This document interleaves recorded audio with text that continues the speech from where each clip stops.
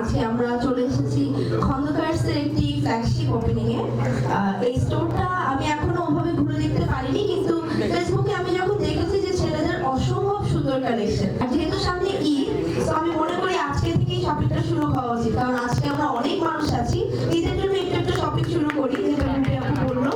এবং thank you আরিয়াম ভাইয়া যে আমাকে আপনি ইনভাইট করেছেন, আন্টিকেও থ্যাংক ইউ, আঙ্কেলকেও খুব থ্যাংক ইউ, আর সাথে আছে বুবলি আপু, সাথে আছে গৌতম মামা। খুব ভালো লাগছে, বুবলি আপুর সাথে মনে হয় আমার এরকম কোনো প্রোগ্রাম ফার্স্ট টাইম আসছে, খুবই বেশি ভালো লাগছে। আর গৌতম মামার সাথে থ্যাংক ইউ আরিয়াম, আর মামার সাথে অগণিত প্রোগ্রাম সামনে, আসলে এত হয়ে গেছে যে এখন গুনতেও পারছি না, ভুলে যাচ্ছি যে কতগুলো প্রোগ্রাম করেছে একসাথে। সামনে আরো একসাথে করার ইচ্ছা আছে, ইনশাআল্লাহ আপনারা চাইলে আরো হবে।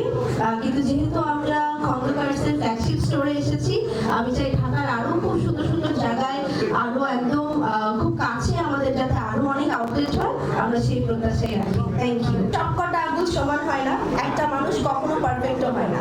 10টা জামা 100টা জামা বানালে একটা ডিফেক্ট হতেই পারে, ওই ডিফেক্টটা হয়তো আপনার চোখেই পড়েছিল কিন্তু আমার চোখে পড়লো, আমি অবশ্যই বলবো, কিন্তু আমার হাতে এখন ওরকম পড়েনি, এই জন্য হয়তো আমি জানি না। বাট আমি আজ পর্যন্ত যতগুলো ওপেন করেছি কিংবা যতগুলো শপে আমি গিয়েছি, সবারই কম বেশি আমার এরকম জামা পরা হয়েছে। এবং ইন ফিউচার খন্দকার তো আমি এখন পর্যন্ত পারছি না, আমার বাবা ভাইয়া যেটা বলেছি তারা করবে, তাদের থেকে রিভিউ নিয়ে আমি আপনাকে দিব যে খারাপ পেয়েছি।